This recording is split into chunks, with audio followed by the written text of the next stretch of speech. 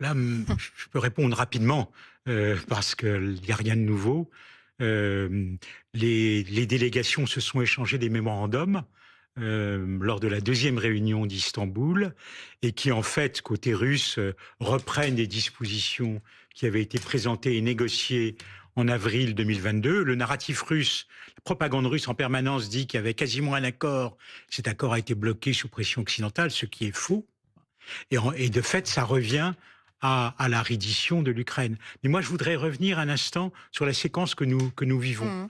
Je pense que le président Poutine ne va pas répondre. Mmh.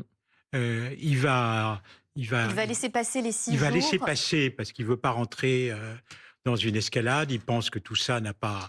Je pense, il voit ça comme un signe de faiblesse Mmh. en face. C'est quand même très intéressant de voir la différence de Mmh. logiciel côté russe dans la patience stratégique. Je me souviens, ça m'avait beaucoup marqué parce que c'est tellement typique quand le président Trump avait fait des déclarations il y a 2 mois, un peu moins de 2 mois.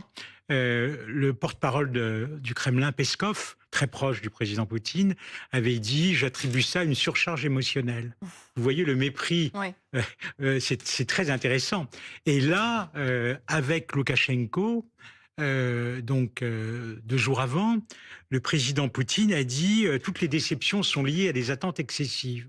Voilà. Ça résume vraiment la position russe, une espèce de sang-froid glacial, de détermination, considérant à tort ou à raison que le temps est de son côté, et pensant qu'en face de lui, il a quelqu'un qui est absolument imprévisible, ce que les Russes détestent. Mais en même temps, il joue beaucoup aussi. Et il y a tout un jeu que nous ne voyons pas.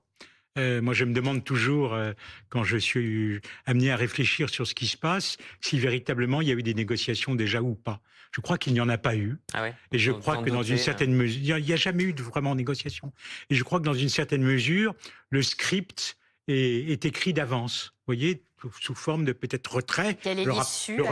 retrait américain. Ça ne veut pas dire forcément qu'ils vont totalement lâcher l'Ukraine. Hein. Ça, c'est à voir. Mais il y a eu tellement d'allers-retours, et en particulier, et ça m'a fait beaucoup de mal, moi, diplomate, ayant travaillé sur cette crise depuis très longtemps, de voir que les Américains ont voté avec les Russes aux Nations Unies le Mmh. 24 février dernier. Vous voyez, d'un texte dans lequel on ne parle même pas d'agresseurs et d'agressés.